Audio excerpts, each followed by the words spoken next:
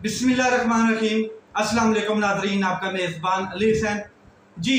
खबरें बहुत सी हैं। अडयाला जेल से एक बहुत बड़ी खबर आ रही है। इमरान खान साहब ने आज कमाल कर दिया है और साफ़ियों से गुफ्तगू करते हुए बड़ी अहम चीज़ें सामने लाई गई हैं और बताया है इमरान खान साहब ने कि किस तरीके से रातों रात मुझे पैगामात भिजवाए गए, किसने आज़म सवादी को मेरे पास भेजा, कौन था उसके पीछे, क्या हुकूमत फार्म 47 वाली थी या फिर ताकतवर था, कौन था। ये सारी चीज़ें आज इमरान खान साहब ने बताई हैं। और क्या जलसा मुलतवी करने का मकसद क्या था, क्यों जलसा इमरान खान साहब ने मुलतवी किया और अगला जलसा कब कर रहे हैं, और ये क्या कैंसलेशन वाला प्रोग्राम ये आखिरी था या बार बार कैंसलेशन में इमरान खान साहब जाएंगे। इस बात को मैं डिटेल में आपके सामने रखने से पहले आज जो सानिया रहीम यार खान हुआ है उसके ऊपर एक बार थोड़ी सी रोशनी डालूंगा कि सानिया रहीम यार खान कच्चे के डाकुओं ने, जो पक्के के डाकू हैं वो तो आप जानते हैं, लेकिन कच्चे के डाकुओं को आप सही तरीके से नहीं जानते हैं। कौम जो है उनके चेहरे नहीं जानती है, पक्के के डाकुओं के कौम चेहरे जानती है। तो कच्चे के डाकुओं ने पुलिस एहलकारों को शहीद किया है। गालिबन 12 पुलिस एहलकार हैं जिन्होंने जामे शहादत नोश फरमाया है।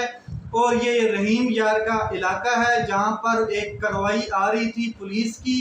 जो गाड़ियाँ हैं वो कीचड़ में फंसने की वजह से वहाँ पर रुक गई और फिर रॉकेट लॉन्चर से गाड़ियों को उड़ाया गया, फायरिंग की गई और पुलिस के काफ़ी लोग जो हैं वो ज़ख्मी होते हैं, फिर कुछ लापता हैं और 12 के करीब जो हैं वो शहीद होते हैं। अब मैं आपको बता दूं कि ये सानिया था, हो गया, अल्लाह उनके जो लवाहिकीन हैं उनको सब्र जमील अता फरमाए।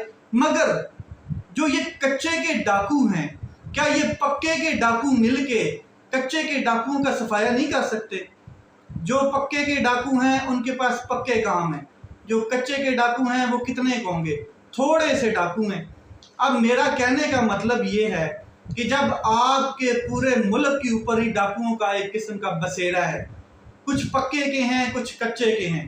पक्के के डाकू जो हैं वो इस किस्म की डकैती करके पाकिस्तान पे मुसल्लत हुए हैं कि फार्म 45 को पीछे रखते हुए फार्म 47 के तहत उनको डाका डाल के मैंडेट के ऊपर, अवाम के मैंडेट के ऊपर डाका डाला गया और इनको मुसल्लत कर दिया गया।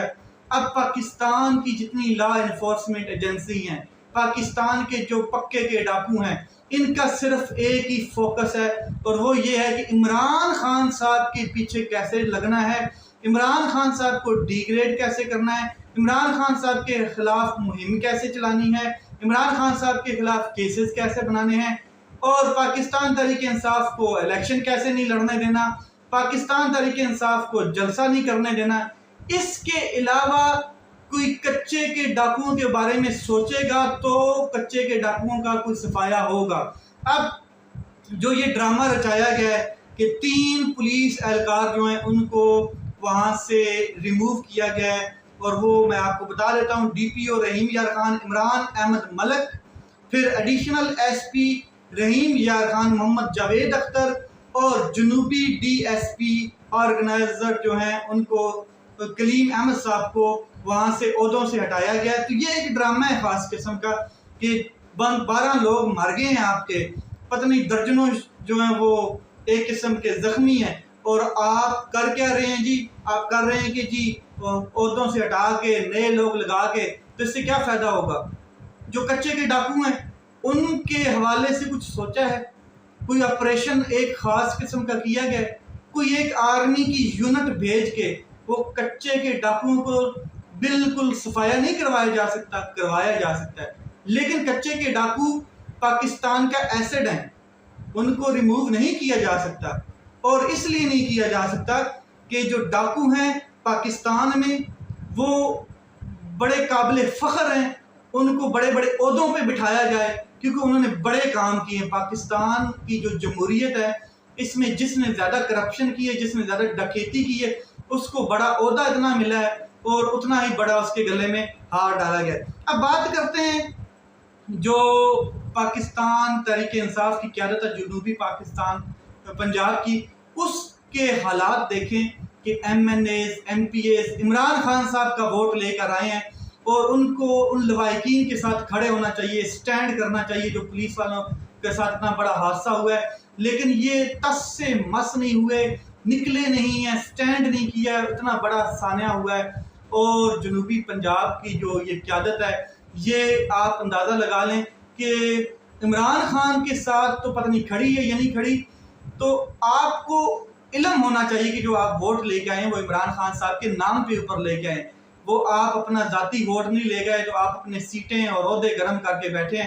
اس کے علاوہ آپ کچھ بھی جو ہے نا وہ پاکستان کے جو حالات ہیں ان کے مطابق آپ نہ پروٹیسٹ کر پا رہے ہیں، نہ جلسہ کر پا رہے ہیں، نہ کسی کے دکھ میں شریک ہو پا رہے ہیں، صرف عہدے سنبھال کے بیٹھے ہیں۔ وہ علیمہ خان صاحبہ ٹھیک کہتے ہیں کہ یہ لوگ عمران خان صاحب کو رہا ہی نہیں کروانا چاہتے۔ اب چلتے ہیں عمران خان صاحب کی جانب، تو عمران خان صاحب نے اڈیالہ جیل سے بڑی خبر وہ میں آپ کے ساتھ شیئر کرتا ہوں۔ ایک تو سوال کیا گیا ہے کہ رات کے پچھلے پیر آپ نے اعظم سواتی کو پیغام کس کے ذریعے بھجوایا؟ کون تھا وہ شخص جس کے ذریعے بھجوایا؟ پیغام رسانی کس نے کی؟ فون کی سہولت کیسے ملی؟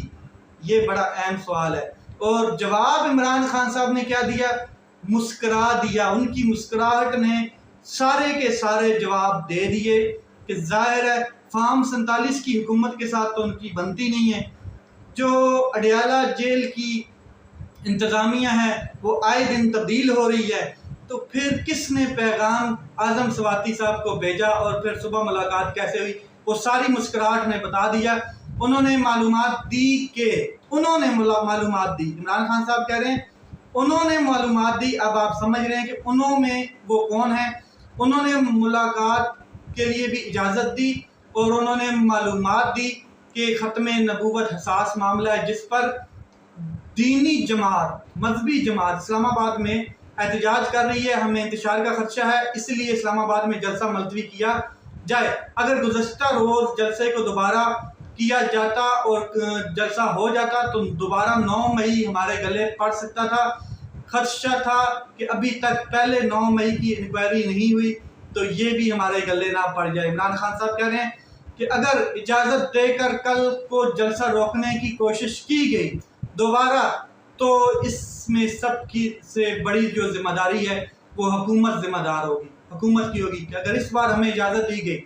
اب عدالت کی کریڈیبلٹی کا سوال ہے کہ ہمیں اجازت دیتی ہے اور انتظامیہ اس اجازت کو اٹھا کے پھاڑ دیتی ہے، اس کاغذ کے ٹکڑے کو اٹھا کے پھاڑ دیتی ہے۔ پھر عمران خان صاحب نے کہا کہ پارٹی کو کہہ رہا ہوں کہ 8 ستمبر کو کسی قسم کی رکاوٹ جو ہے اس کو برداشت نہ کریں۔ میں نے اسلام آباد کا جلسہ آخری مرتبہ ملتوی کیا ہے، اس کے بعد کوئی جلسہ ملتوی نہیں ہوگا اور ہر ضلع میں اب جلسہ کریں گے۔ اڈیالہ جیل میں سماعت کے دوران عمران خان صاحب بڑے حشاش بشاش نظر آئے، بڑے خوش مزاج نظر آئے اور پر اعتماد نظر آئے، ان کے چہرے پہ کافی اطمینان تھا۔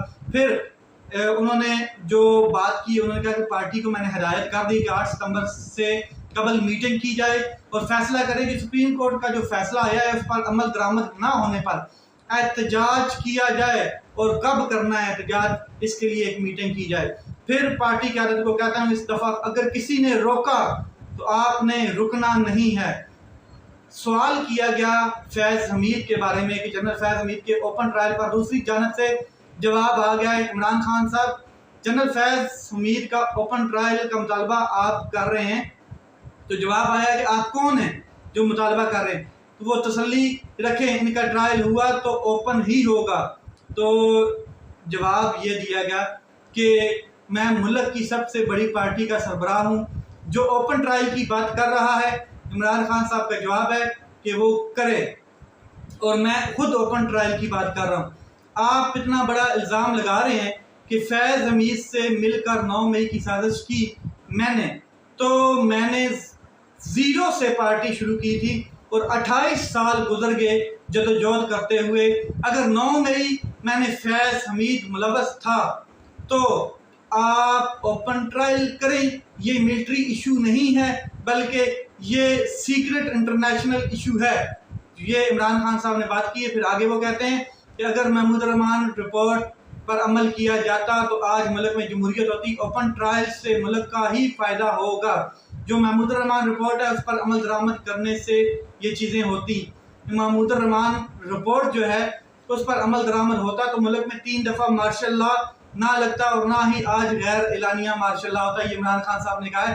پھر انہوں نے کہا کہ ساری پارٹی کو جلسے ملتوی ہونے کا رنج و غم ہے اور میں سمجھتا ہوں کہ یہ جلسہ ملتوی نہیں ہونا چاہیے تھا، مگر یہ جلسہ جو ہے وہ ملتوی کیا گیا ہے صرف انتشار سے بچنے کے لیے، لیکن اگلی بار ایسا نہیں ہوگا.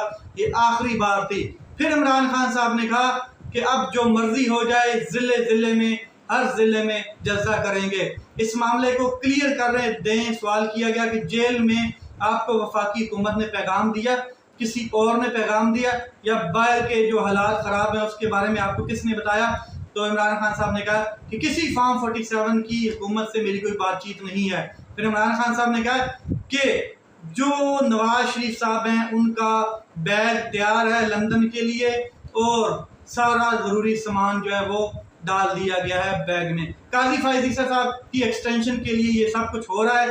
2 گیمز جاری ہیں. اگر قاضی فائز کو ایکسٹینشن نہ دے سکے تو یہ پھر سینائٹی کو مد نظر نہ رکھتے ہوئے یہ اندر سے اپنا بندہ لے کے آئیں گے اور چیف جسٹس بنائیں گے. دونوں صورتیں ہمیں ناقابل منظور ہیں. اس قابل نہیں ہے کہ یہ دونوں صورتیں ہم اس کو قبول کریں تو ہم پروٹیسٹ کریں گے. پھر کوشچن کیا گیا کہ کہا جا رہا ہے کہ کل رات آپ نے فرشتوں سے ملاقات کی ہے. ایسا کیا ہوا کہ آپ کو ایک ہی رات میں اندر کی خبریں ملنی شروع ہو گئیں؟ تو عمران خان صاحب نے کہا کہ جب بھی نون لیگ میں کھلبلی آپ دیکھیں گے تو سمجھ جائیں گے کہ ان کو خدشہ ہو گیا کہ پاکستان تحریک انصاف کہیں اسٹیبلشمنٹ کے ساتھ مل کر بات تو نہیں کر رہی. تو عمران خان صاحب نے کہا ہے کہ اب کورٹ کے جو آرڈرز ہیں ان کی کریڈیبلٹی کا سوال ہے. کورٹ اپنی رٹ منوائے، کورٹ عدالتیں اپنی رٹ منوائیں. پھر آئندہ ہونے والے تمام جلسے وقت پر ہوں گے. مداخلت کو برداشت نہیں کیا جائے گا. یہ آج پاکستان تحریک انصاف کی کور کمیٹی نے بھی اعلانیہ جاری کر دیا ہے. لیٹس سی معاملات کس طرف جاتے ہیں. اپنا خیال رکھیں، اپنے بھائی کے اس چینل کا خیال رکھیں. پاکستان زندہ باد.